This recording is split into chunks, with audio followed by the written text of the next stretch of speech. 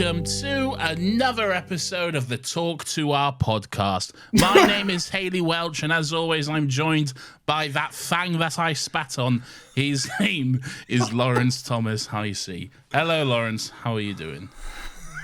I was doing so much better. Lawrence, because you have to tell us what this silly little show is all about. Nathan, this is the show where we hock tour. We get together to discuss something in the realm of spitting on that thing. You've immediately dated this podcast with that reference, by the way. Sorry, everyone. What do they actually talk about on there? I realise I tried to adapt our intro to fit, but I don't know what they do. They talk about spitting on that fang. Exclusively that. From like every clip I've seen from that podcast is them just talking about the Hog 2R interview or whatever. So how much is there to discuss? Apparently there's fucking hours worth of content. I don't know. I've never watched a full episode and I never will. But there you go. I'd be more inclined to go. I'm sure Memulus has talked about it at some point. I'll watch whatever he says about it. Oh, okay. I haven't watched a Memulus video since I was like 16. No, nor have I, but That's a lie. It is. All right, fine, it is. You're out here watching Memulus videos every day. Oh, you may be right. Nathan, it is the pop culture podcast where we discuss something in the realm of pop culture. I didn't fuck that up. That was what it meant, what I was meaning to say. Yep. Could be a TV show, could be a video game, could be anything. But the main thing is that we do so without any of the toxic discourse that is oh so prevalent these days. Nathan, how the devil are you? Are you spitting on that thing? You asked me right to take a drink of water? Well, I thought the sound effect would be appropriate. That was bad etiquette. No, I'm good. How are you? I'm good. I'm very, very good. I'm here to talk about X-Mania. That's something we're doing. We love X-Mania. Yay! I'm not at all getting tired of it. We're so unenthused at this point. We started so strong. We were so enthusiastic to talk about these movies. Look, I'm having a good time. I'm ready to talk about something else, but you know. Yeah, I think that's my thing. I'm not necessarily angry that I have to talk about these every week, but I could do with the variety. Yeah, and variety is the something. What's going on, Lawrence? What are we doing today? What have I been doing? I've been doing a lot of work. I mean, that's not what I asked you. I asked you, what are we doing today? Oh! I mean, you can tell me about your work if you want, but like... Well, this is that variety, just something other than an X-Men. Great. No, I'm not going to tell you about work. Work is very, very boring, or at least it's not as interesting as X-Men movies, which is what we are going to talk about. We're doing Deadpool 2, Nathan. Yeah. I wonder if they can hear where the edit points are at this point. Maybe. Nathan, it's Deadpool 2 time. We're here. We're talking about David Leitch's classic Deadpool 2. So who's David Leitch? You love or hate this guy? I can't keep up with you. You either love or hate him. It is a very love-hate relationship I have with David Leitch. Yeah, no, I don't actually hate any of his movies. I think that walk me through his discography. So he was one of the two guys that made the first John Wick. As the joke in the credits. There you go. You pointed it out. I was going to ask if that was true, so there we go. There we are. And also, what a movie. What a motion picture John Wick is. John Wick's a banger, it's true. Watch John Wick, everyone. It's great. But since then, that directing duo have not split up. They're still mates, I presume, but they've gone in different creative directions. Chad Stahelski has just made John Wick movies, relentlessly. Yeah. And David Leitch went on to do Atomic Blonde. Do you know what that one is? I know of it. That's the Furiosa movie, isn't it? Yeah, yeah, pretty much. Yeah. Not the Furiosa movie, but what's her name? Charlize Theron. Charlize Theron, yeah, it's her. Yeah. She's wearing a wig or whatever. He also did Bullet Train, which you really enjoyed. I liked Bullet Train. It was good. The Fall Guy. Have you seen that? The new one this year? No. It's a good one. You should watch that one. I really enjoyed it. I get there's the Fall Guy and there's the Free Guy and there's all these movies. I don't know what they are, all right? Are they the same movie? No. Which one's the Free Guy? Free Guy is the one that was with Ryan Reynolds and was directed by Sean Levy. Is that the one where he's a video game boy?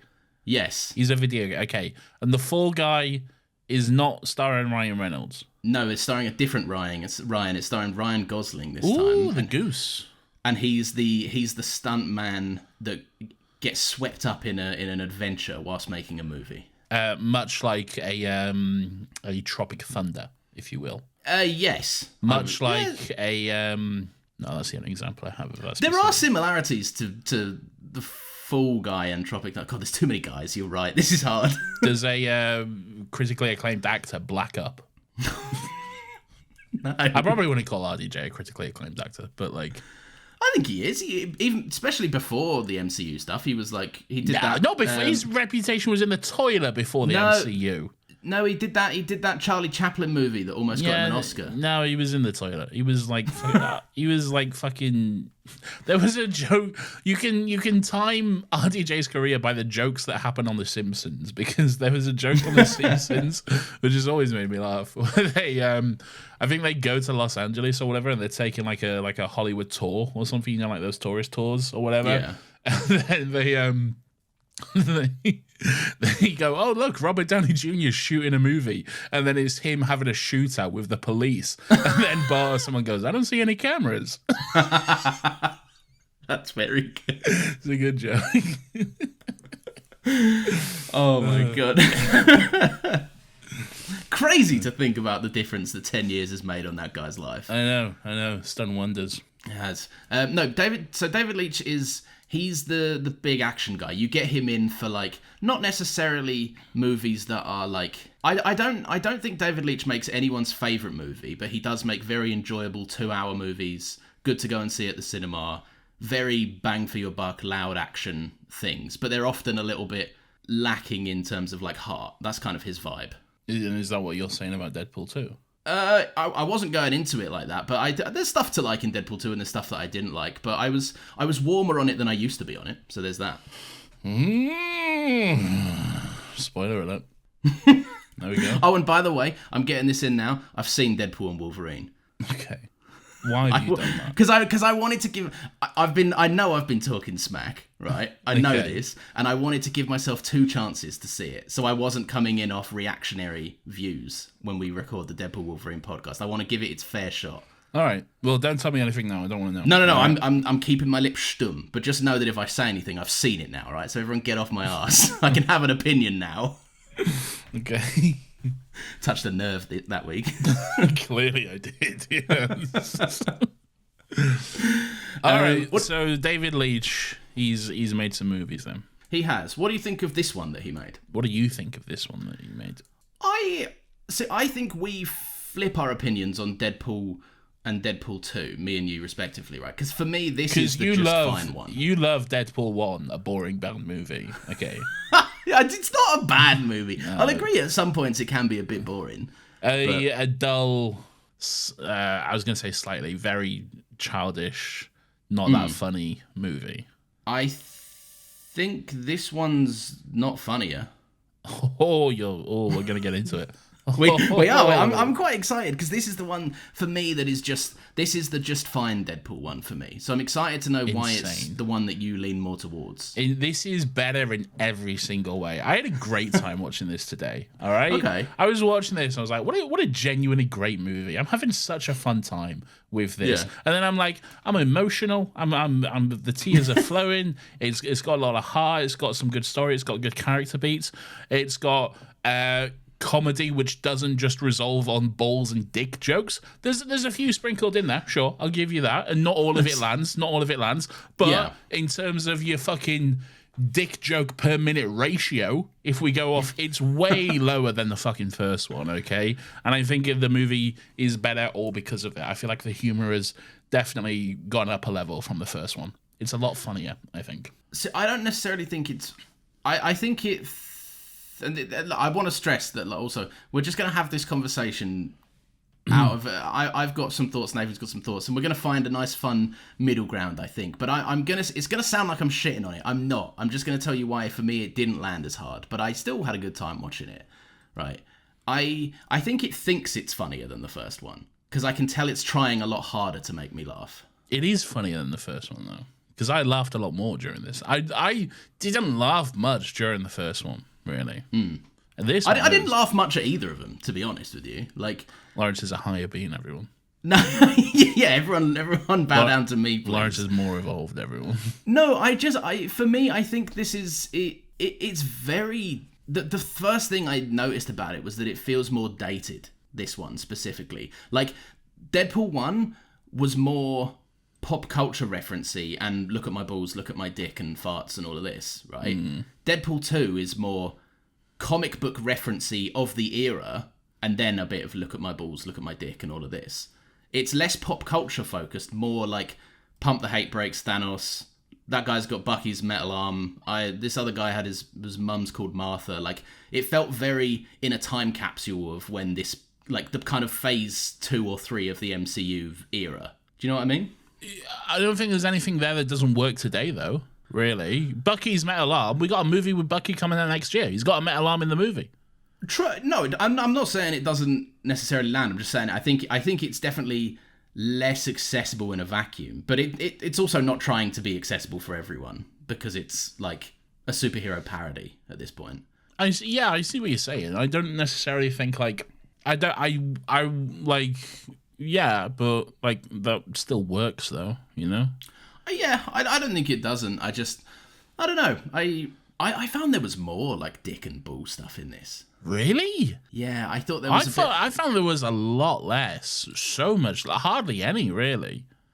Hardly any? Really? No, not hardly any, but like considerably. I feel like Deadpool was a fucking mile a minute with the fucking balls stuff and everything like that. And it was relentless, and it was insufferable at times because of it.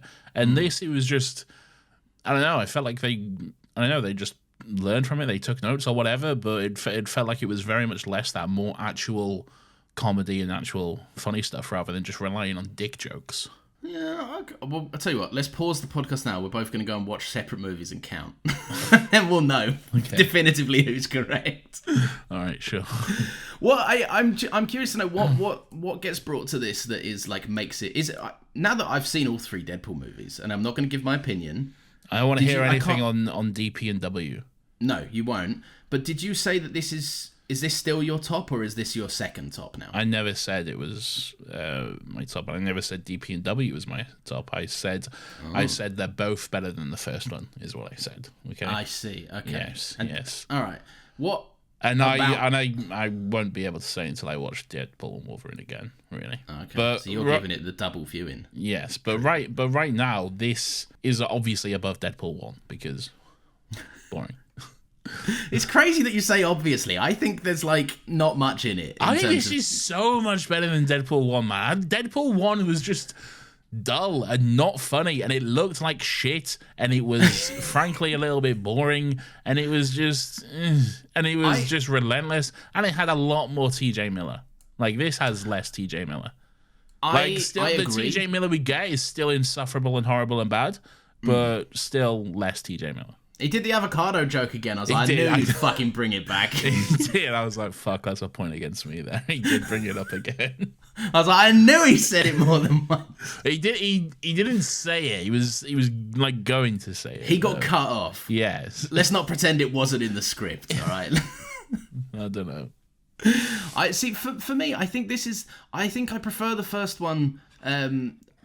Also, I think this is also just a kind of a comment on my personal preference as well, because I very much enjoy The Last of Us Part 1 and Part 2. I think they're both very, very good games. Mm-hmm. I prefer, and I know this is different to you as well, I prefer the first one because of its simplicity. I think it's a tighter story because it's not as far-reaching as the second one. Let's break that down. All right, let's break that down. Why is simpler better? Why is...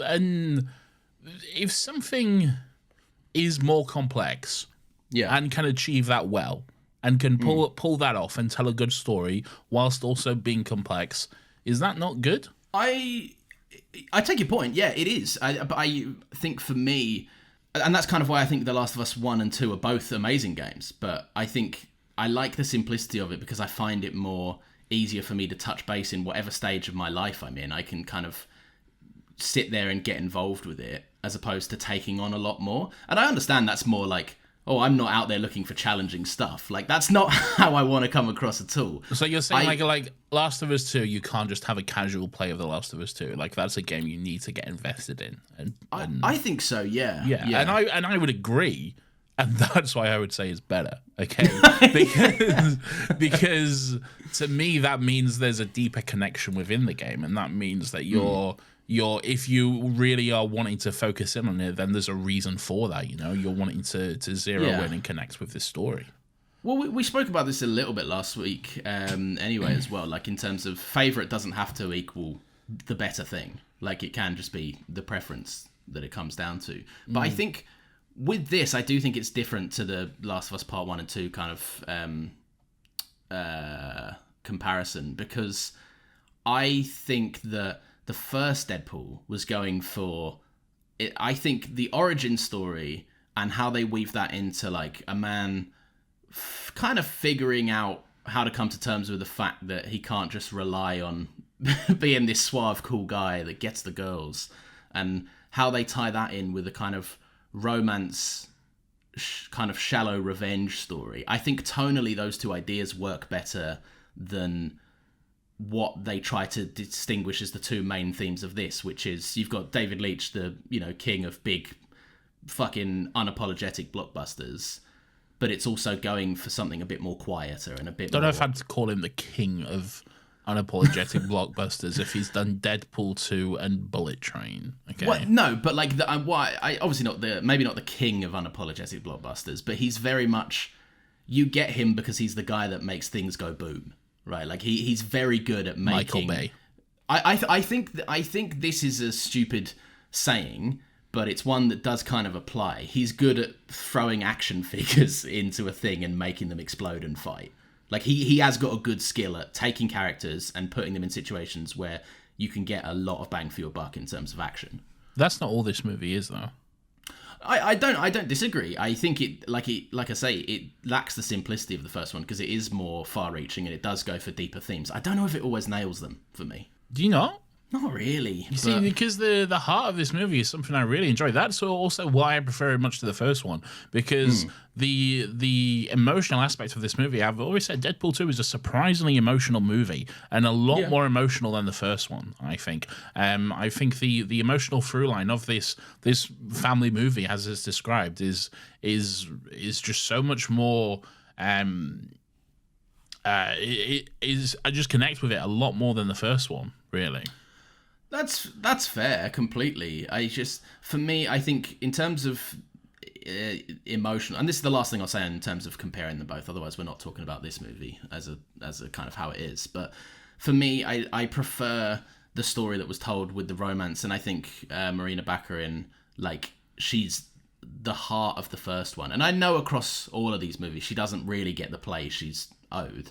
Like, I think they could have utilized her better in all three of these, but like, there is something to be said. I love how their chemistry flows. I love how their relationship is treated and how it's central to everything that happens in this. Whereas that the same can be argued for this movie, but for me it just doesn't hold that same emotional punch because we don't really get the ability to touch back in with her, and apart from the bookends of the movies.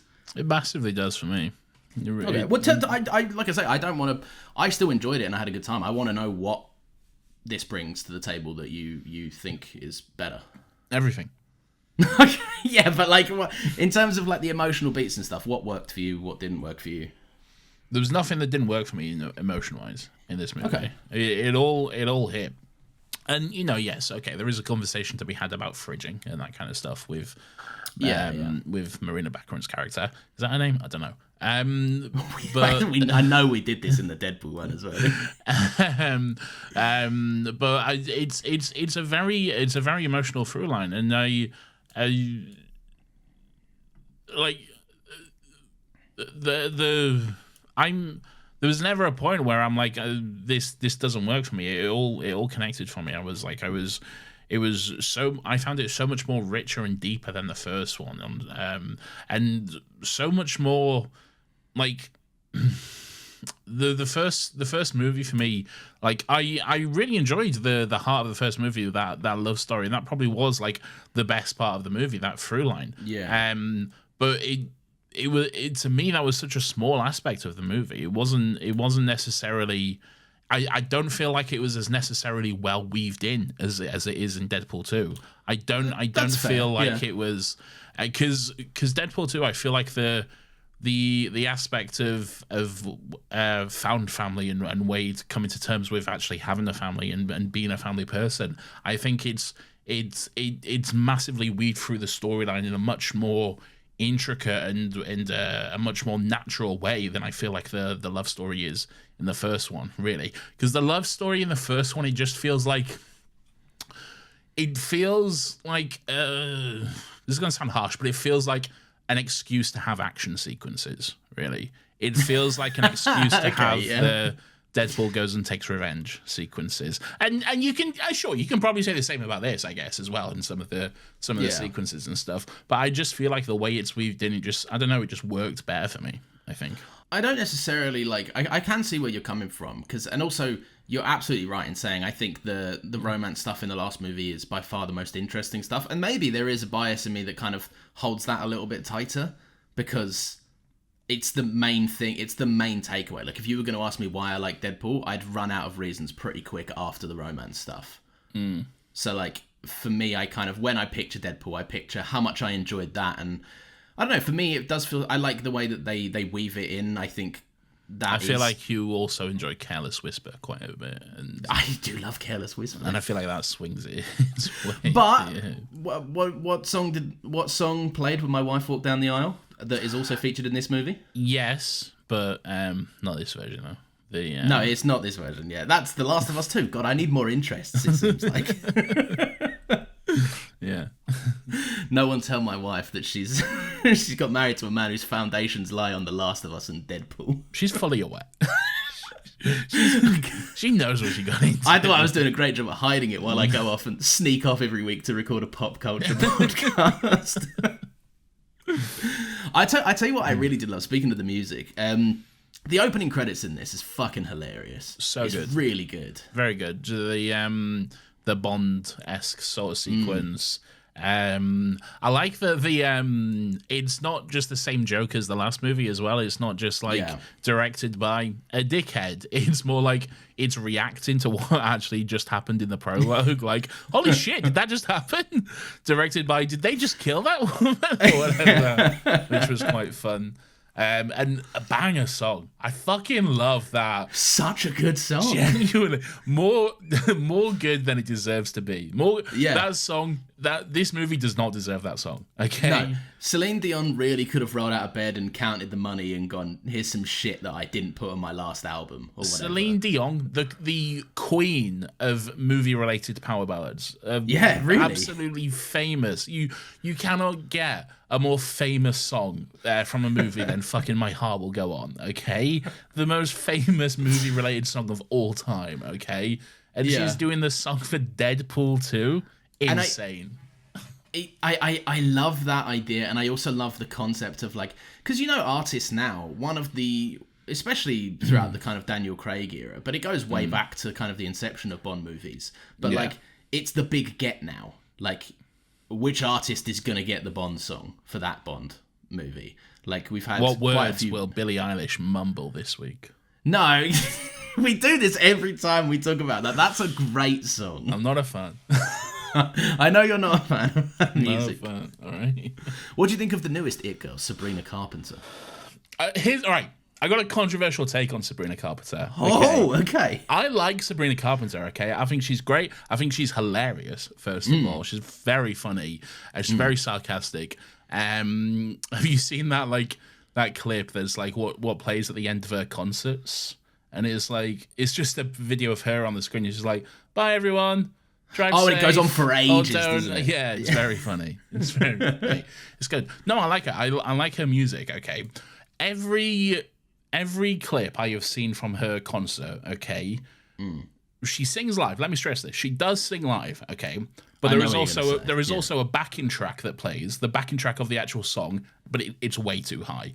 It's way too high, and I feel like I'm listening to someone pressing play on a CD rather than listening to her, you know? I agree, and I watched a little live video of her performing Espresso the other day. Yeah. Right? And I had the exact same thing in my head where like I was like, oh, she's really good live. She's really good live. And then I heard her singing over the top of the backing track, and I went, wait, what?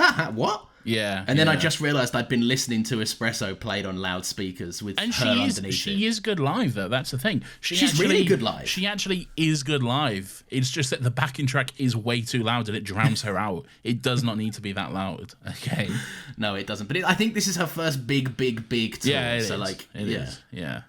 An Eras tour, it is not. So we have to cut some credit. Anyway, she should hire us to be her sound engineers because clearly we're the real experts here. We know what's going on. We've edited a podcast, all right? We know a thing or two. I pressed the Adobe Premiere Pro's auto match volume button. I know how to do this. All right, no, but in terms of the song, the joke of it, I really Let beauty come out of absolute banger. But I just love how serious it takes itself for like a solid 3 to 4 minutes. I think that's a push, but yeah. Well, maybe, but like it's the. There's another little meta joke that I kept noticing as well, is they kept taking it back to like the spiral, the kaleidoscope kind of graphic, because it's like the one thing Bond movies do every time. Yeah. Which I really enjoyed. I could have done with less of him mooning. I think that this is kind of what I mean about them trying to make me laugh too hard. Where I was like, I'm already laughing. I don't need to see you sticking out your bum. Like, what sold the joke was the fact that you were taking it super seriously. But that's Deadpool, though. Deadpool is annoying like that, though. All right. Yeah, and maybe, there are going to be moments where Deadpool is just gonna be annoying, okay? Because that's what the character is. You know? And that's where I meet the fork in the road in terms of my enjoyment and my interest. Okay. But I think that's, to be honest, I think that's not a complaint I had when I first watched the movie, but now I am older. And I think most people do feel the same now. As me. Yeah, okay, sure. Yeah. I think they do. I think most people like this better than the first. I don't know. I don't think they do. But I think they do. I think your mates don't, all right? Because your mates only ever love the first thing of anything, and then it's all downhill and trash. And this is wrong. They're always, every week, they're glazing over Spider-Man 2, all right? That's just not true. That's the one exception, and that's purely based on nostalgia, because they were 4-year-old and didn't have any responsibilities when they saw it, okay? So but it's also a good movie. It's also a very good movie. It's a good movie, yeah, but there's more going on there, all right? I don't disagree. That's true. I tell you what, I do like that for a large part of this movie, Wade is just walking around being like, I really just want to die. Like when he gets his collar put on, when he goes to the prison. The icebox. The icebox, the mutant prison. They put his collar on that kind of nerfs his powers, and he's like, if you'll excuse me, I've got tumours to grow. Vanessa awaits. And I like all of that stuff. I think Ryan Reynolds is... Look, he's funny. All right? The malice with which you said that. The reluctance. Jesus Christ. I'm not saying... He's a one-trick pony that's good at his one trick. Yeah, he's fine. Yeah. And I think it's fine to have a one-trick pony. All right? I don't think he's hurting anyone, is he? No, but he's got an ego to him that I don't appreciate. All right, well, this is where you've made up and added things, okay? No, sure. Right, he's walking around being like, I'll stop the world from ever seeing Green Lantern. Like, my man, you are still releasing movies like Red Notice. This Green Lantern thing has gone on... It's insufferable, the way people talk about it. It's so annoying. How are none of you, and I'm talking to you and all your mates here, okay, how are none of you getting that it's a bit? He's committed to the bit. That's what he's doing. It's a dude knows he's got worse movies, all right? Of course he does. He's been in them, all right? He fucking saw the I don't think he knows that they're all bad. He does. Of course he fucking does. It's the bit. It's the joke, all right? He's playing up to it, okay? Well, then maybe get a better joke than my career sucks. It worked. His latest movie made over $1 billion. It works. Okay, I'm not... Look, Deadpool 1, Deadpool 2 didn't. I know who pulled in the $1 billion. I know who the heavy lifter was in that movie, is all I'm saying. There's contributing factors from many sides. Okay. All right. No. What other things do you enjoy? I'll tell you what. Actually, real quick, can we talk about the visual upgrade? Well, no, because first of all, I was going to talk about the opening when you said about him wanting to die and stuff. Okay. But before we talk about that, let's talk about these ads. So yeah, so you were saying like about him like wanting to die and stuff. I think the opening is great. First of all, starts off with a little toy of Logan, just dead with the little tree branch through his abdomen, which is quite funny. And then it's like a musical wind-up box, like a little like a little musical box, as he just like snorts a fuckload of cocaine and then lights a bunch of oil drums in his apartment and blows himself up, and then just says "fuck you, Wolverine," which is that's good. I like that. It's fun. I do too. There's a humor in how nonchalantly he just walks across his entire apartment, just like ruining it. Like he just puts his arm out. You know, everyone's had that impulse in a shop where they just want to put their arm out and clothesline an entire like contents of a shelf. Not me. I'm not a monster, and I care about the workers. You didn't let me finish. I would also then have the impulse to stay and clean up. No, I think that's really fun. I do like that he's just sat on the oil drums and he's just incessantly trying to kill himself. Yeah, it's great. But then I like the flashback sequence we go on of him just doing his job, being Deadpool and just fucking hunting down, I don't know, pedophiles and killers or whatever. Because there's some like really brutal stuff there. It's fucking great. He's like fighting like a bunch of a bunch of Japanese dudes in like a sumo wrestler bath or whatever. And there's one guy you see he just cuts both arms off, and then he's just there screeching in pain, crawling around with no arms. Is that the one where he after he chops the arms off, he swings around and does the legs as well? Yeah. So good. And I think it's great fucking fight choreography as well. The way he's like, he's getting all the guns together on his swords as he just kills all those dudes. Very good stuff. Yeah, he's like hooking the trigger through his sword. Yeah, it's very good. This is what I mean, right? When you think back to Bullet Train. And then there's a whole sequence where like one dude is like running away in slow motion, where like in the background Deadpool's just like running around killing everyone, but it's like sped up kind of. Yeah. It's good.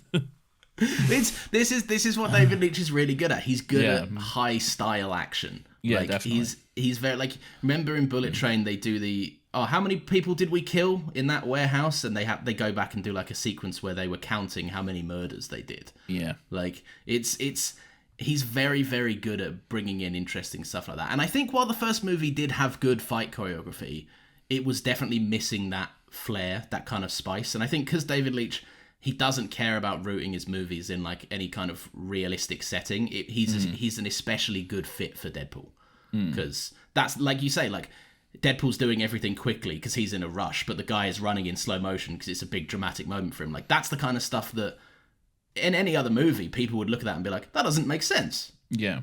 Or style over substance or whatever, right? But like in Deadpool, it makes perfect sense because you can just go, yeah, it's Deadpool, isn't it? So yeah, 100%. Yeah. Yeah. So he's a very, very good choice for that. Kind of leads me on to the visual upgrade. I know you keep beefing how bland the first one looks, and it does look bland. It does look bland. This looks better. It looks better. Definitely looks better. Not in like a fucking... Don't get me wrong, it's not like fucking a huge upgrade. I'm not like watching fucking... I don't know, what's a good movie? What's a good looking movie? Star Trek Beyond. Sure. I remember the colourful trailer, that's about it. Okay. I'm not out here watching 12 Angry Men. That's all black and white, isn't it? Yeah.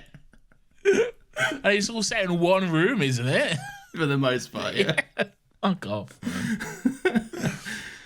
I don't know. I'm not out here like fucking... I don't know, like fucking Mad Max. That's like quite universally fucking pretty good and shit. Mad Max Fury Road looks beautiful, yeah. Yeah. Like it's not that or anything, but it's definitely an upgrade from the first.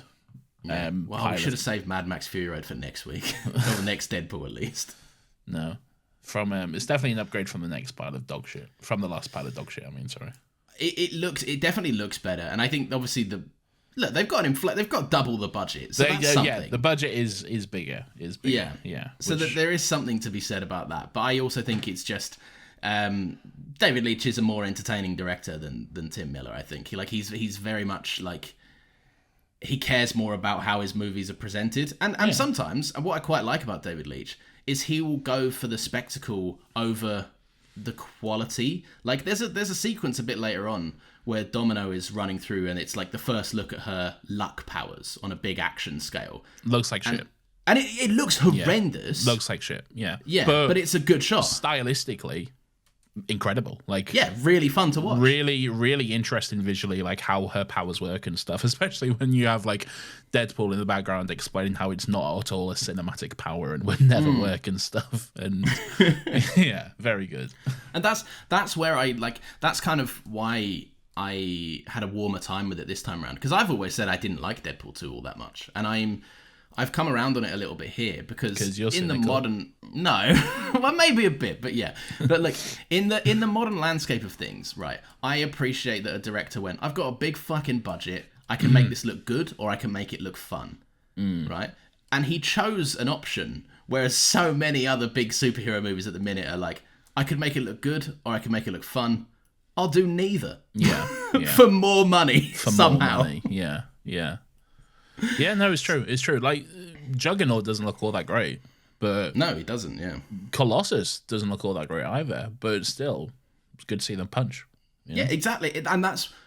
Like, why would you bring in these two muscle-bound characters if you're not going to have them do a Hulk v Thanos fight? Like, yeah. That's what you want to see. Like, it just makes sense. Yeah, no, I tell you what, the scene where I noticed it the most was that icebox sequence, where, like, I really, really like that they just...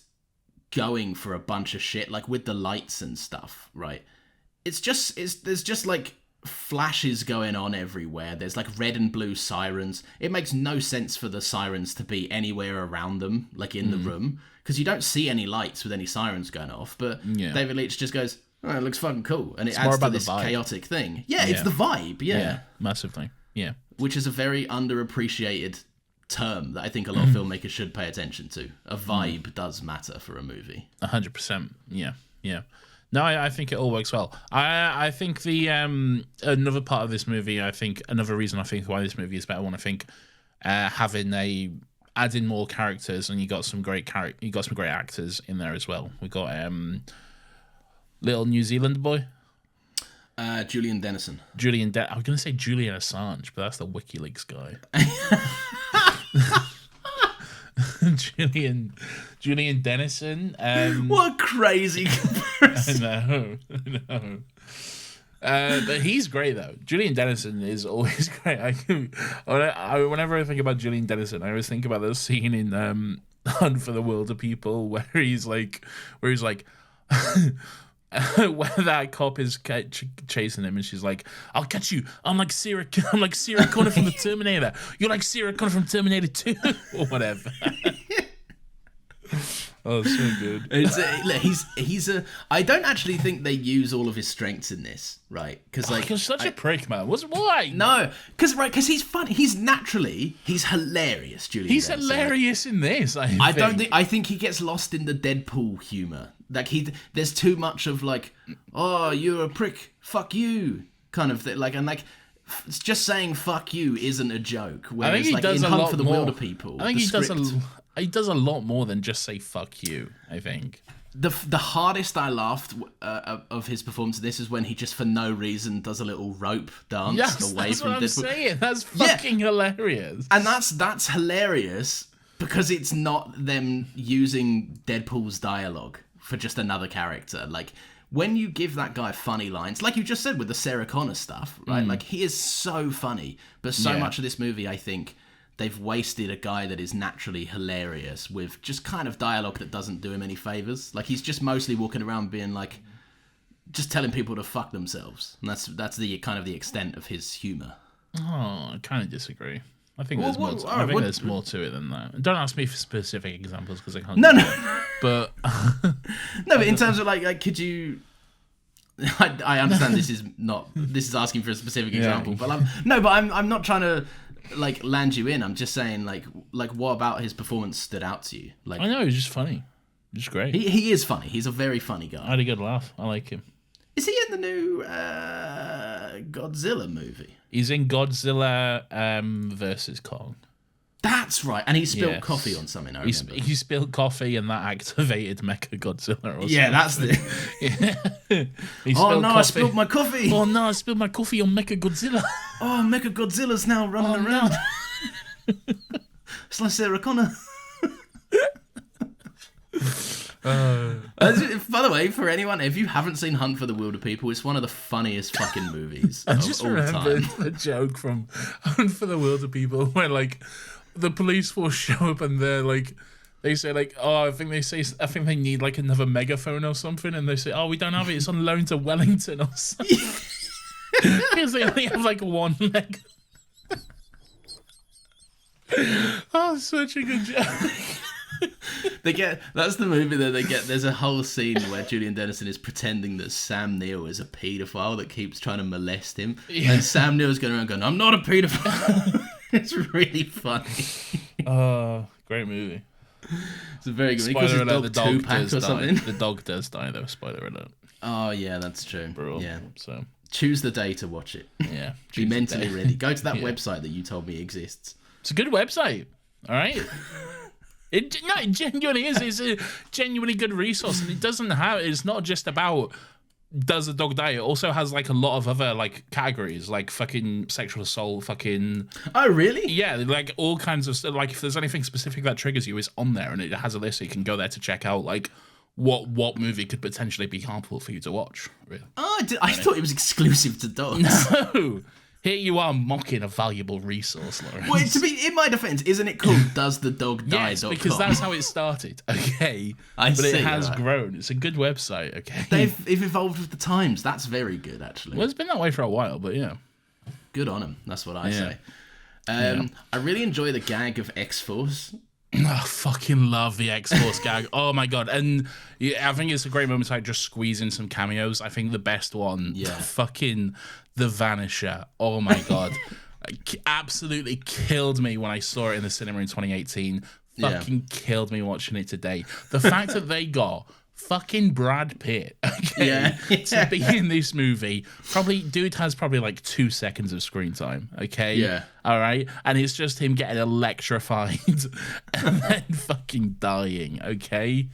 Incredible stuff. If he was, like, he probably shot this in a cupboard with a green screen, they said. But if he was on set, he was there for less than a minute. Like, insane. Truly fucking insane. But I love it. And I just love the fucking...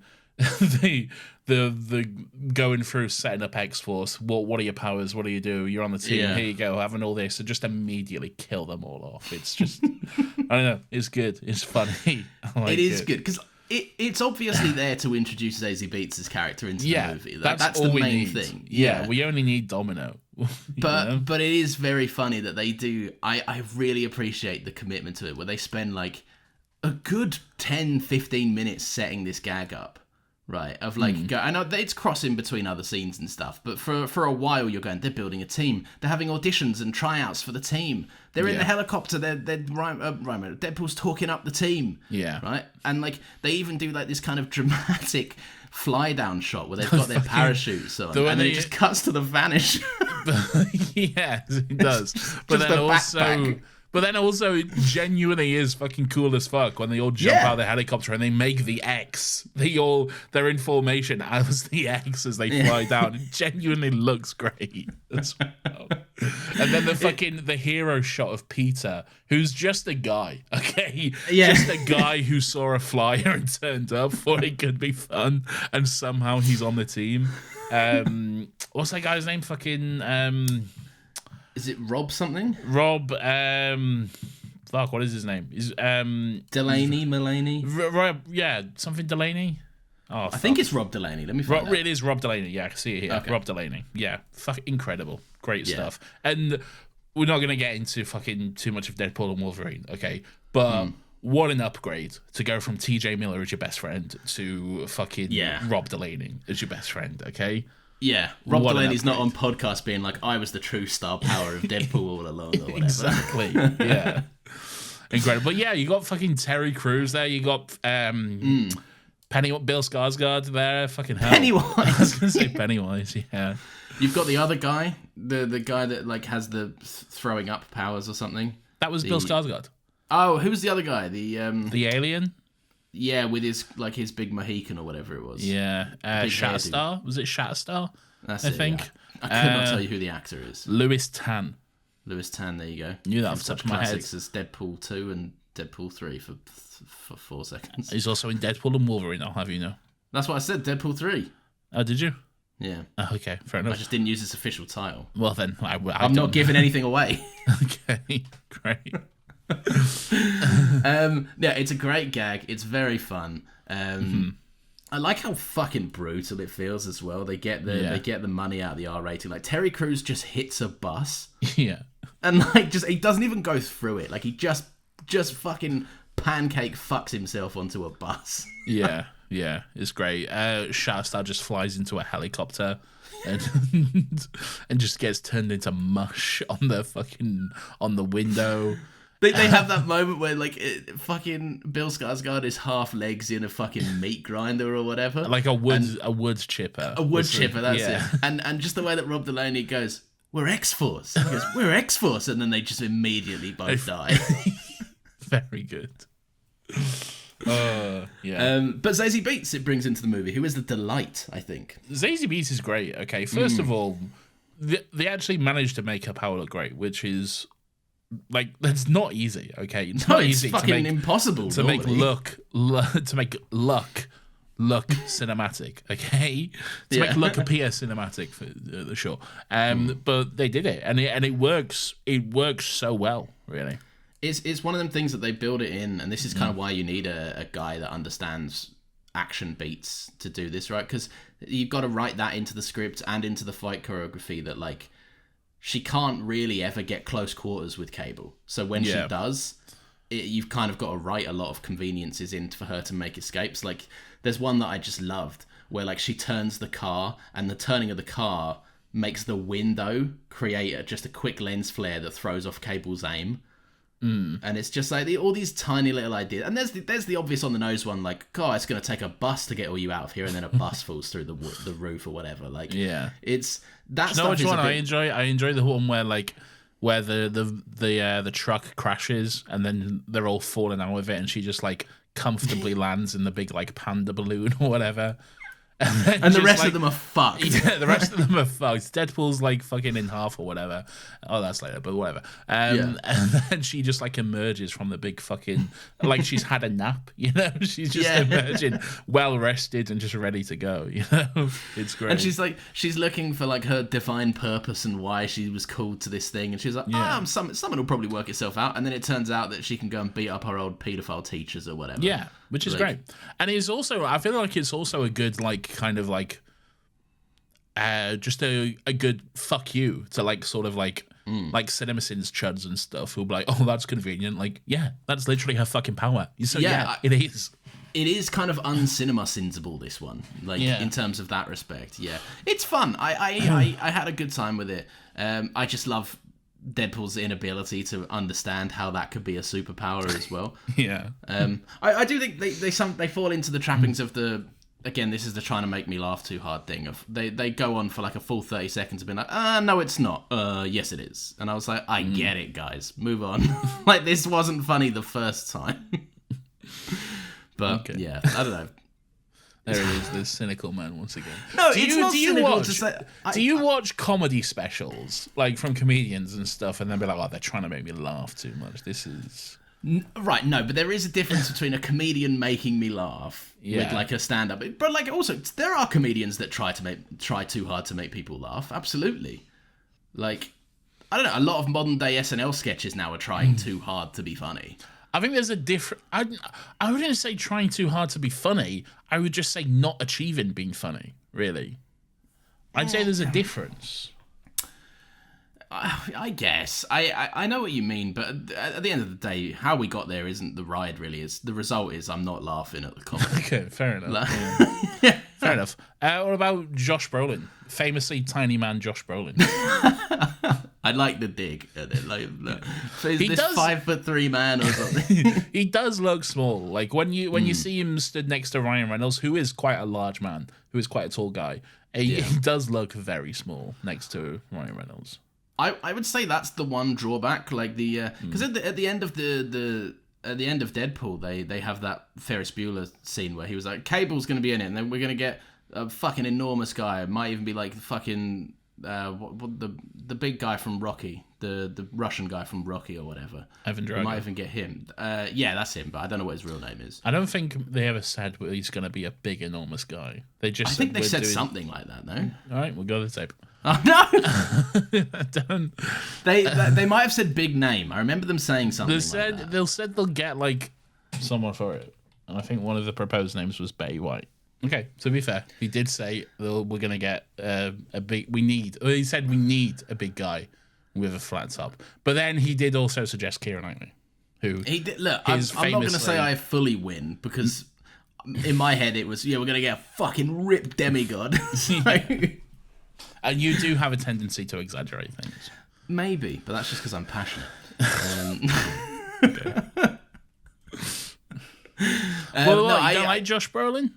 No, I think he's great. I think he brings a lot of charisma to it. Obviously, there's you're buying into the Thanos joke. That's half the like. I know they only bring it up a few times. But...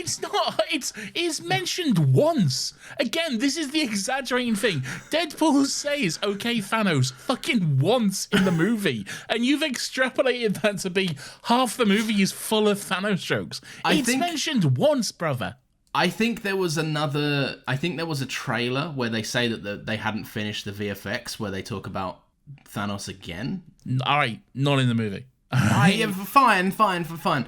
And I'll just because you remembered a trailer where they mentioned it, you can't fucking sin that against the movie. All right, fine. We'll talk. You want to talk about not in the movie? We'll talk about that in a couple of minutes. All right. I've got something else to bring up as well. Okay. But no, I do like Josh Brolin. I think he's a good actor. He's very charismatic. I think he's a great straight guy. Yes. For this. Yeah. And not to say too much, not at all to say too much, but I think Deadpool functions best with a grumpy straight guy. I agree. It's definitely a good kind of balance, and that's just a great trope. One sunshine, one grumpy. That's a great trope that always works very well, and it works well in other movies that may or may not have come out, but we'll see. 12 Angry Men. Yeah. 12 Angry Deadpools. Star Trek Beyond. Shut the fuck up. No, I do. I like Josh Brolin. It's not exactly like the most fucking biblically accurate Cable, really. Yeah, it doesn't feel like Cable, really. No, I think they got the look mostly right, apart from like the fucking the beefiness, really. Stephen Lang he's was built, always, but he's skinny, isn't he? Yeah. Stephen Lang was always like a name that was tossed around, and I think he said like he wanted it himself or something. I think he was campaigning for the role. That being the guy from Avatar.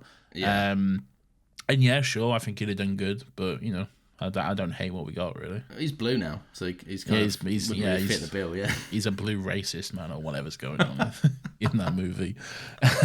with his backwards flat cap and his Republican shades. Yeah. Yeah. No, I enjoy Cable though, and again that also lends into the heart and the emotional through line of the movie, which I enjoy quite a lot. I'd have thought there'd be like, I don't know, some kind of like, well, maybe not. I was just thinking like, if you get Cable in there, do you not want to mention that his parents are like Cyclops and not Jean Grey, but fucking Jean Grey's clone or whatever? You do, but this film is already dealing with so many fucking ideas. It's true. Yeah. But I was just thinking like a fun little gag or something, but they probably should have worked in a bit more Cable stuff, I think. Because Cable's entire MO is that he's there to kill Julian Dennison's character, because in the future he like burns his kids and his missus or whatever. Right? Yeah. I think that's the gist of it. But other than that, you don't get a lot of him, and he's not really. Do you know, it's a very funny line from Cable when is when they go to the school to kill the pedophile or whatever. And Deadpool says to him, "Oh, cute bear, what's that stuff on it?" And he just goes very seriously, very steady. He just goes, "It's not dirt. It's the dried blood of my daughter," or something like that. Like, Jesus, all right. Sorry, what does Deadpool immediately say after? He's like, "I have a gluten thing," or something.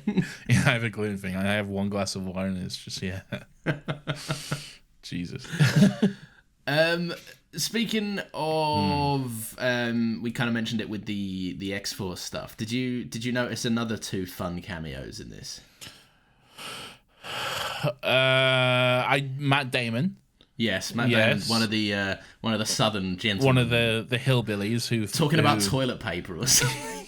Yeah, the government conspiracy of toilet paper or whatever. Insane that's Matt Damon as well. Like, I only know that because like it was being mentioned after the fact and people have pointed it out. Like, yeah, I would not have just naturally gone, "Oh, that's Matt Damon," you know?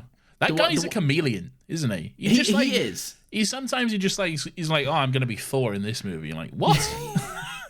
He's one of the people you can stick a wig or a hat on him, yeah, and like suddenly you're transformed into like someone else. Yeah, I don't quite know how he does it. It's the other one's Alan Tudyk. Who's Alan Tudyk? Alan Tudyk is K2SO. I know who Alan Tudyk. I mean, in the movie, you dickhead. Oh, he's the other southern guy. Oh, is he? Oh, yeah, okay. he has the other toilet paper conspiracist guy. Yeah. Okay. Very good. Yeah. So I do like that. Yeah. Do you want to talk about the post-credit stuff, or the stuff that kind of... Well, do you want to talk about the climax of the movie, and then we can go into it? Yeah. I like that they found a way to like kind of give Deadpool his X-Force suit as well, because they... in a very creative way, Very creative, yeah, because the X-Force suit is like... It's basically the Deadpool suit, but it's like a grey and black colour scheme rather than red and black. And yeah, they're just like, when, "Oh, he's got a load of dirt and ash on him, so now it's great," or whatever. And it's like, it's quite good. It's good. Yeah, I think it works very well.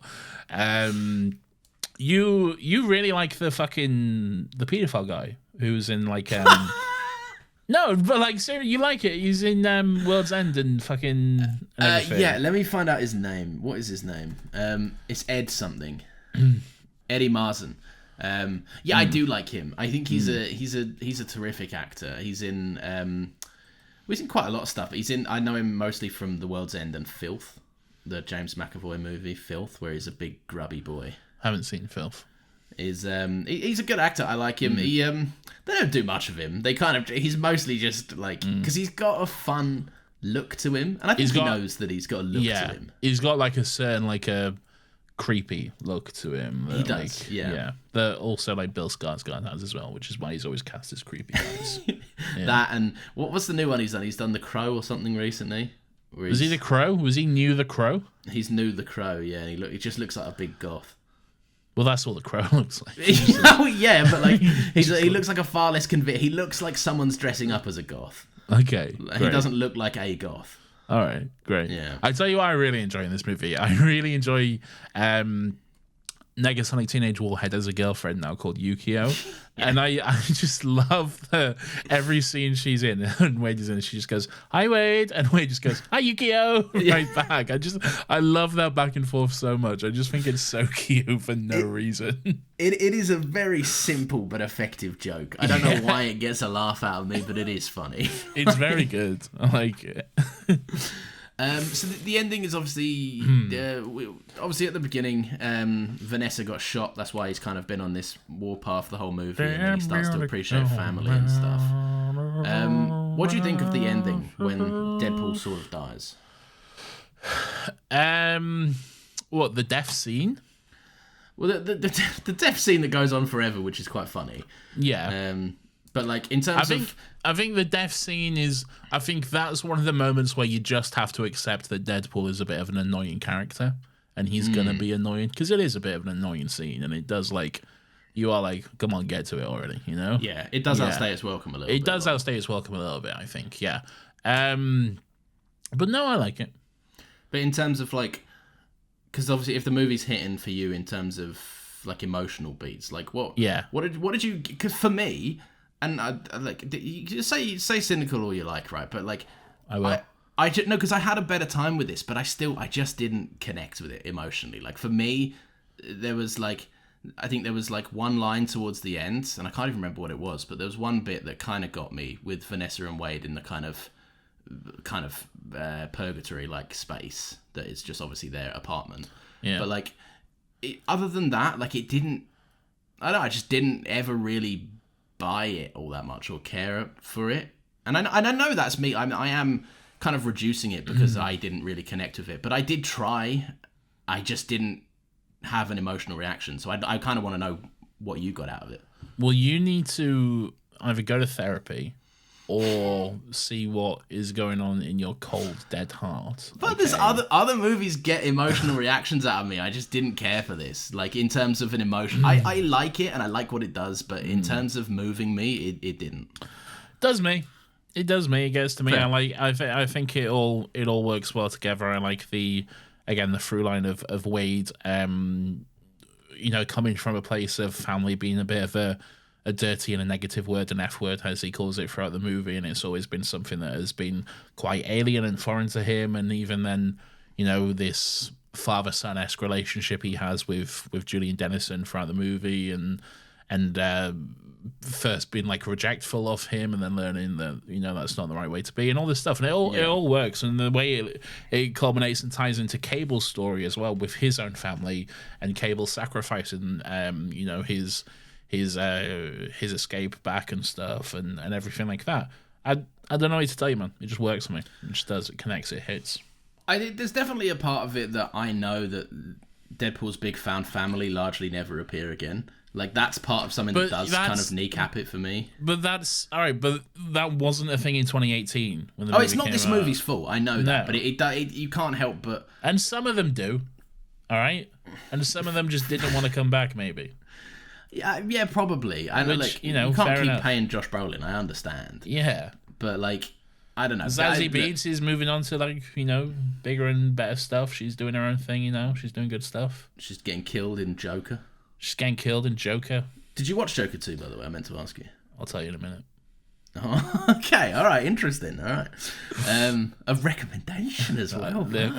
Look, I'll tell you in a minute. All right. This is what I was kind of. I lie about having a big reaction to it. I don't really care about it that much. But there is part of me that when they bring Marina back in the second post-credit scene of the movie, I was a little bit like, way to cut your movie's dick off, basically. Yeah, yes. It does kind of negate it, I guess. But it was the fun we had along the way. Yeah, but also that still all happened, and also I don't care. This is why I don't have a problem with it, because I also don't care. I just don't care. Like, sure, you can maybe say that's hypocritical of me, and I would care in other movies, because I do. Like, I was not famously as strong. That's not right at all. But I do fucking. I don't hate, but I don't like About Time because of the fucking. Oh, it just breaks the rules. Yeah. It's not that it breaks the rules. It's that it clearly sets up a rule, and there is a consequence to that rule, and they're discussing the consequence to that rule, and then 5 seconds after they're discussing the consequence to that rule, they say, "Hey, why don't we go break that rule? Fuck off with your bad movie." All right. I hear what you're saying. I raise you that Deadpool going. Oh, we fixed the time travel thing. Oh, that's lazy writing. Yes, it is, Deadpool. Fix it. But that was I don't funny, care though. that you're Deadpool when you can point it out. It doesn't make it acceptable. I think it kind of does. I don't know why. I think it kind of does. I get that he's just hanging the lantern on it. I get that he's just blood's pointing rotating out, on it right now. Okay, I get that. But I don't know. It kind of works. The fact that they pointed it out, I'm like, look, it is lazy writing, but you also know that. So you know what? Fair enough. That's fine. As long as you also can recognize that it's lazy writing, then I think it's fine.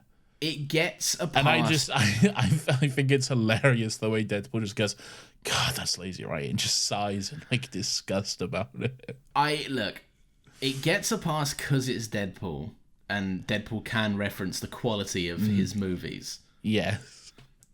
But I don't know. For me, and again, I don't care. But what I would say is, look, if you write another funnier joke that is also well written. I think if you're coming to fucking Deadpool 2 for like the most like fucking critically acclaimed, intricate written plot line and everything like that, you're coming to the wrong place, you know? It's a very fair point. Yeah, like, I see what you're saying. This is not your fucking, like, you know, Michelin star gourmet fucking Gordon Ramsay restaurant or whatever, all right?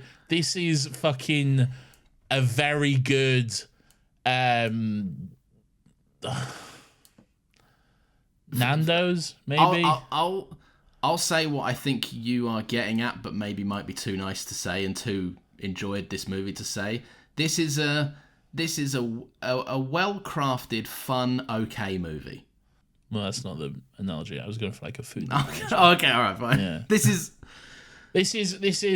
It's like good... 12 Angry Men. Fuck off. This is a good Chinese. I feel like, you know.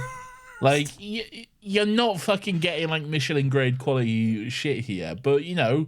it throws in the MSG, here's all the bad for you shit, but it tastes fun. I love a Chinese, you know? It's not the fucking best for me. It's not fucking the greatest, fucking well-written, fucking most intricate, It won't enrich your soul. All right, fuck off with that shit. Like a nice cucumber salad would make Stop this. But, you like know, 12 Angry Men would. Fuck off. But I love a Chinese, you know? So you can't disagree. I said at the start of this episode, David Leitch is the guy you get in to make, for me, movies I have a very fun time watching and probably don't think about again for a while until I want to have another fun time. I'll think about it. I'm thinking about it right now. Oh, shit. Yeah.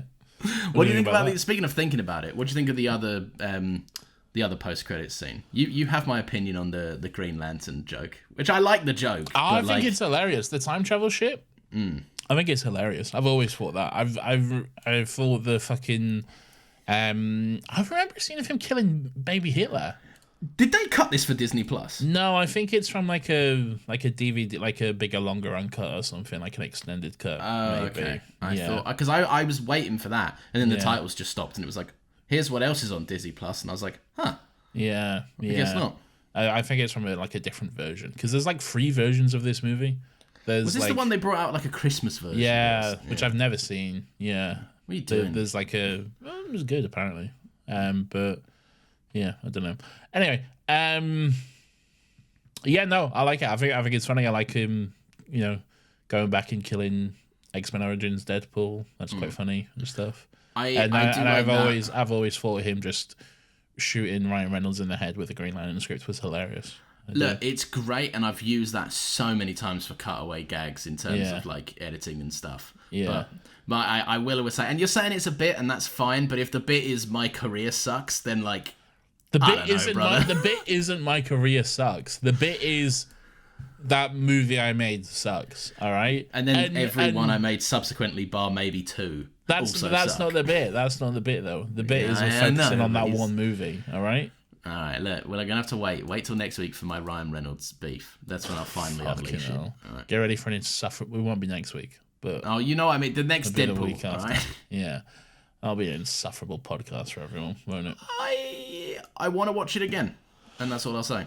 Great. Little things. Any little things? I don't, to be honest. Fun X-Men cameo.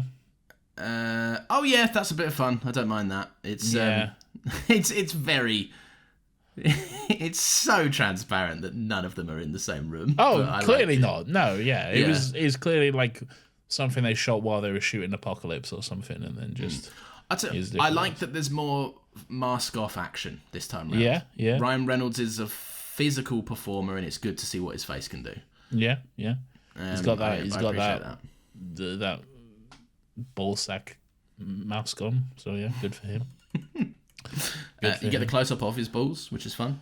Baby balls, yeah. Little baby dick, yeah. Pretty weird. And his ball imprint when he goes to teabag Cable, which is fun. Okay. Maybe I'm looking too hard. Okay, maybe you are. All right. Oh, I really enjoy the joke as well, where he's fighting Cable on the truck, and then he does the the sword thing from Deadpool from X-Men Origins, where he does the chopping the bullets thing, but you just see the bullets going straight through him and the blood coming out of his back. Is the way that he sets out by going, karate as well. That's quite fun. I do like I think it's in the same sequence. He pulls a windshield out on a guy goes to shoot him, but he puts his hand over the gun. Yeah. The gun shoots through his hand, then he spins his hand round and then just shoots the gun again. That's great. Yeah. Realistically, it should not work like that, but that's fine. One thing I thought was fucking hilarious, it killed me every time, was the running joke about Cable being racist, because there's a guy in the prison called Black Tom, who's not black, he's just like a white guy with dreads or something. But Cable kills him. You killed Black Tom, you racist. And that's the one thing, even though the joke is outstaying, it's welcome. That's the one bit that got me of his death scene, where he is like, and I want you to judge people by the content of their character. And not the colour of their skin. It's fun, right? Yeah. It's great.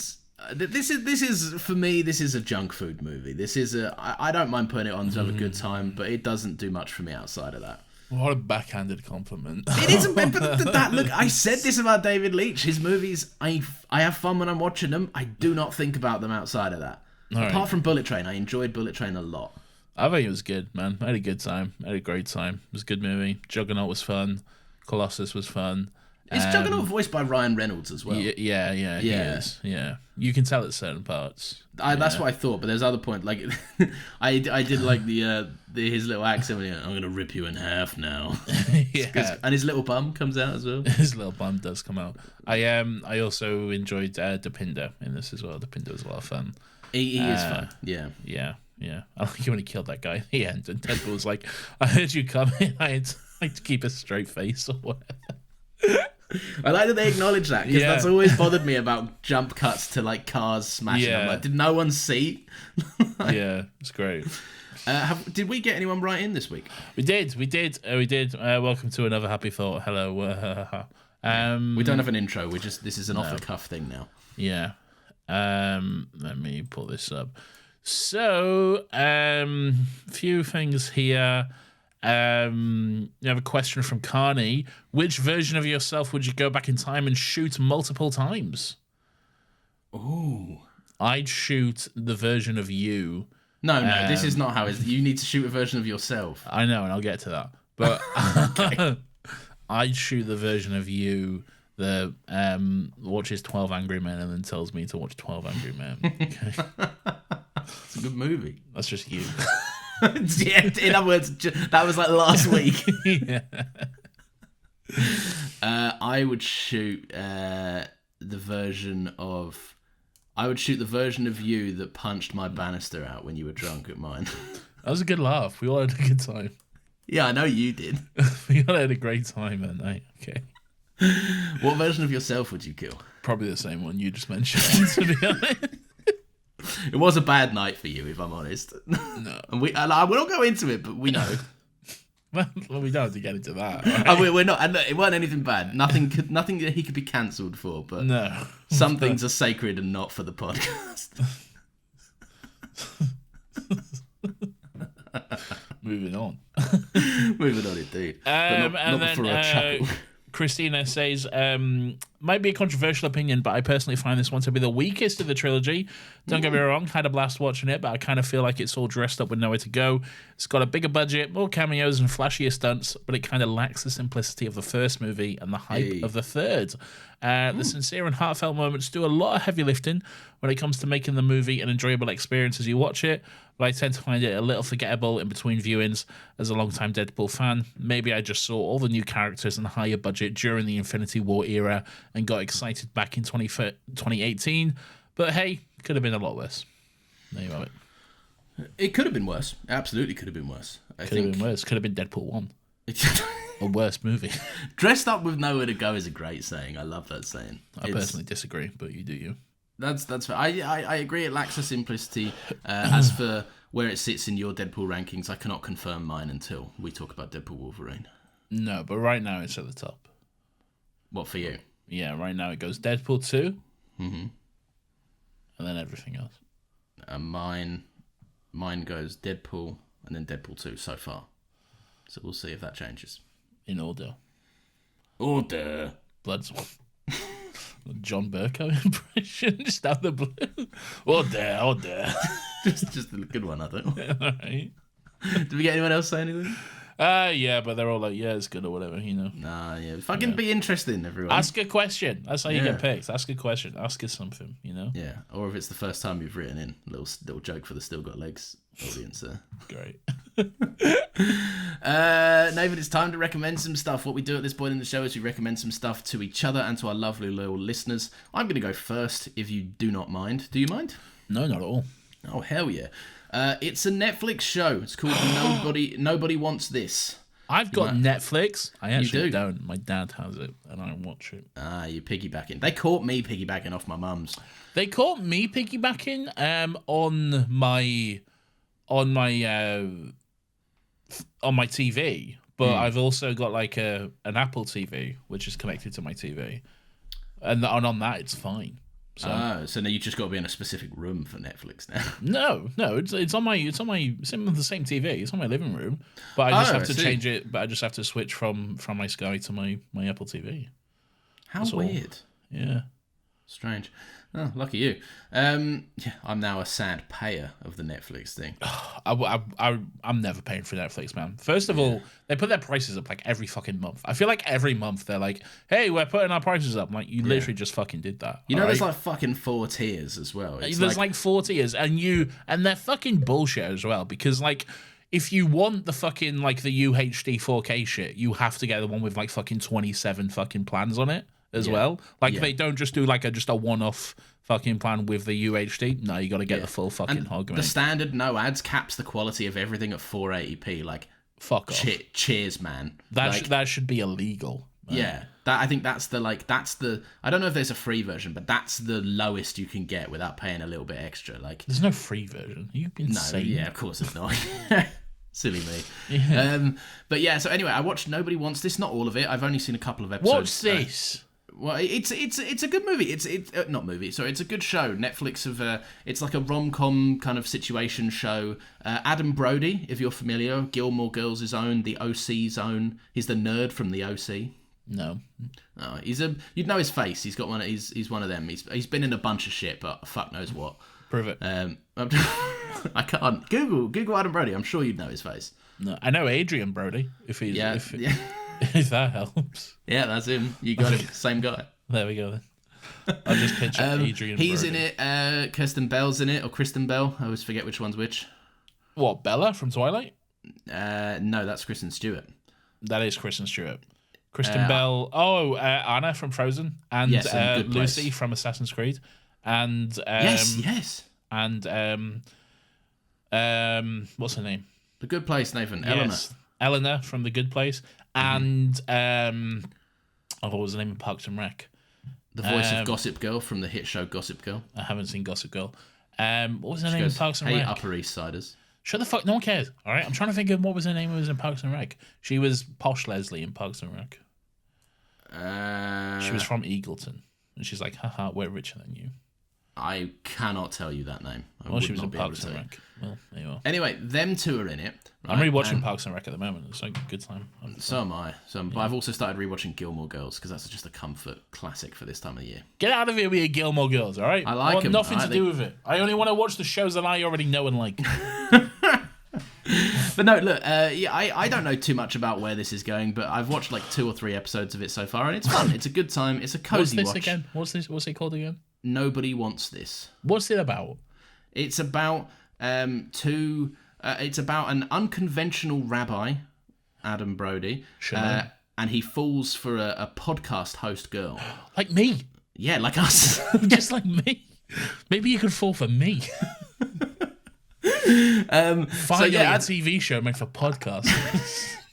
I beyond that, I don't know, but it's funny and I'm enjoying it, and I think there's some heartfelt moments in it so far that have just, those kind of comfy shows that just make you feel warm when you watch them. Yes. Yeah, it's like one of them. All right. But again, if it turns out to be horrible, I'm very sorry everyone for a shit recommendation, but I'm enjoying it so far. You can't recommend something while it's still going. I feel like you have done this. I know you've done this. Well, maybe, but because I can't prove it right now, I guess you win. Lawrence, what I said is you can't recommend something. I see. You did say that. That's fair. I can. Okay. What are you recommending? Is it The Jonkler? Lawrence, I went and saw Joker, 2 Jokers. This time there's 2 Jokers, and one of them is played by Lady Gaga. Okay. Yeah. What cinema did you go to? Shut the fuck up. Cut that, you little prick. All right? Fuck off. You smug bastard. I went to the Odeon, Lawrence. Okay. Oh, okay. All right. Fair enough. Yeah. Yeah. I saw Joker, 2 Jokers. I am recommending you do not go see Joker, 2 Jokers. Okay? What a pile of dog shit. I heard it's awful, right? I can confirm, all right? What a pile of dog shit that movie is. You seen all the fucking absolute hogwash that Todd Phillips is sprouting this week? Like, he doesn't want to be called... He hates the fact that they called him the Joker. He resents that. And I'm like, you called the movie Joker, and there's a line in it where he goes, "Can you call me Joker, please?" And, not to get into spoilers, but that is an element of the movie where, he's, does he want to be Joker? Does he not want to be the Joker? And all this sort of stuff. Yeah. But it's bad. It doesn't commit to, I think, anything either way. Doesn't really fully commit to the Joker chaos love story. Doesn't fully commit to being a musical or anything. It's what was your take on that? Because you normally can get won over by a musical. I love a musical, and this is why I was disappointed. I love a musical. I wanted to see a musical. This is not a musical. All right. This is when there were quotes coming out with Todd Phillips and Lady Gaga was saying, it's not really a musical, it's a movie with songs in it. Look, they weren't lying. They were not lying, all right? It is not a musical, okay? Bless her. Lady Gaga's just trying to manage expectations, and fucking Todd Phillips keeps saying nonsense. It's just a movie, and then every now and then there's a song which does nothing to propel the plot forward at all. It's just kind of this is kind of what's going on at the moment, but yeah, other than that, there's not much weight to it, really. Is it a so bad it's good, or is it just a so bad? No, it's just bad. It's just bad. Don't get me wrong, okay? I would say, much like Joker 1 Joker, all right, looks good. Visually well directed, a good looking movie and stuff. And if you like movies purely for the aesthetics, maybe you're a fan of Zack Snyder, then sure, all right, have fun, okay? But for me personally, nah. That's fair. I've never been the biggest fan of Joker 1. I think it's Joker 1 I'm not a fan of Joker 1 at all. I think it's a bit shit. It's preachy, and it's terrified of preaching. It's a movie for incels as well. Yeah. We should all be kinder to one another, because this is what can happen, and this is kind of justified, but also you're supposed to look at this guy like a loser. And that's why I was really excited for Joker 2, because I was riding the train of Joker 2 very hard. I was very excited because I thought it was going to be oh, get ready, incels, we fucking fuck you or whatever. We get ready, incels. Now there's a musical, you got it wrong, and there's a girl in it now. So everything you hate, fucking every incels and everything. But it's kind of just as incelly, really. Yeah, and also Brendan Gleeson's in it. Oh, what's he doing? He's a fucking prison guard. Brendan Gleeson, you're a Best Actor nominee. Yeah. Get out of the Jonkler too. Gangs of New York. What's it called? I thought about this the other day, right? And I'm sure other people have had this thought, but I also don't know if it's just me being stupid. So I'd love your take on it, right? Sure. Has anyone ever fully typed out the full title of the second Joker movie without copying and pasting it from somewhere else? No one who doesn't speak French, no. Yeah, because it's got all those little symbols. Or no one who's... little symbols. What are they called then? Accents. Fuck. Did you not know that, Lawrence? As soon as you said it, I was like, that is correct. Yeah, I did. It's somewhere in the back of my mind I knew it, but not where it needed to be, no. No one who's not French or a very big Fall Out Boy fan, because that was the name of a Fall Out Boy album. Okay. So they've got that hockey ready. Yeah, Follow You Do. I can say it, I can't spell it. I probably could spell it if I thought about it. The problem was it's just easier to write Joker 2. F-O... You're going to make me put it in the description of this. I'll copy and paste in it. Just put Joker 2. Yeah. Look at it. I'm recommending you don't watch Joker 2. I'm recommending you don't watch Joker 2. How has it taken us, like, however many weeks since we brought in the recommendations to recommend not doing something? Yeah. There you go. Lovely. All right. Well, with that being said, thank you very, very much for listening. If you've enjoyed the show, you can leave us a little 5-star review. Hilariously bad ending as well. I'll tell you about it in a minute. Oh, I've heard the spoiler stuff for it. I know everything that happens in it. At least a lot of it. Oh, God. Anyway, yeah, you can leave us a 5-star review. That'd be cool. You can also follow us on Twitter, where you can suggest a topic for us to check out. We're there. And you can follow me on Threads. Nathan's on Threads. It's always in the bio. Yeah. No one's doing it because no one uses Threads. Look, someone's following me on Threads, okay? Who? So, I don't know. Someone, Even the followers you have on Threads don't use Threads anymore. Well, some people are using Threads, all right? I'm bringing Threads back. James Gunn uses Threads. I know exactly. That. It's me and James Gunn. We're bringing it back, okay? Okay. Sorry you love Elon, so you pay for his fucking social networking site. Look, all right. I've got it for like 15 more days or whatever. Right, well, then it's gone. Make the most of it. I haven't tweeted. I'm really embarrassed about being on people's feeds. You should. You replied to a tweet earlier. As soon as I did it, I went, oh no, why'd I do that? Yeah, they all saw it. Too late now. They've all seen you. I was hoping to just lay low for it. No. I'm gonna hit you with that meme. You remember that meme where it's like, "Hey yo, this motherfucker paid for Twitter." No, it's perfect. It's such a good meme to just shut anyone up. Yeah. Everyone get excited. Next week we're doing a really fun movie that we're all excited about and definitely all remember some things that are happening. Tell me how we fix this, Charles. Tell me what to do. I don't know what to do. I actually do. I remember quite a lot. Do you? I'm quite looking forward to that. I'm not. Much to discuss. I'm really hoping that I have a better time with it. I'm looking forward to discussing it. Okay. Like when they ventriloquist dummy Charles up the stairs. Much to discuss. If you feel so inclined, we have a Ko-Fi link in the show notes if you want to help us out with running of both of the shows. There's zero pressure. You can do that or not do that. That's fine. If you want to help us out and you don't want to give us money, that's great. But tell a friend. If you want a mug, let us know. I might be making some and mugs. Nathan will show up. Got it! Great, good one. If you want a mug, let us know. I might be making some mugs. What is this? Don't worry about it. I'm just doing stuff, all right? It's not even like a business. You're not making any money. I've been very upfront. It's not about making a profit. I'm making mugs, all right? I'm in the business of making mugs, not making money, all right? What you're doing, I don't know why because what you're doing is just undertaking an admin task. Lawrence, I like admin. All right? I know you do. It's genuinely, it soothes my brain. There's a reason why most of the admin for the podcasts get done at like 3 a.m. when I can't sleep. Okay, because it soothes my brain and I enjoy it.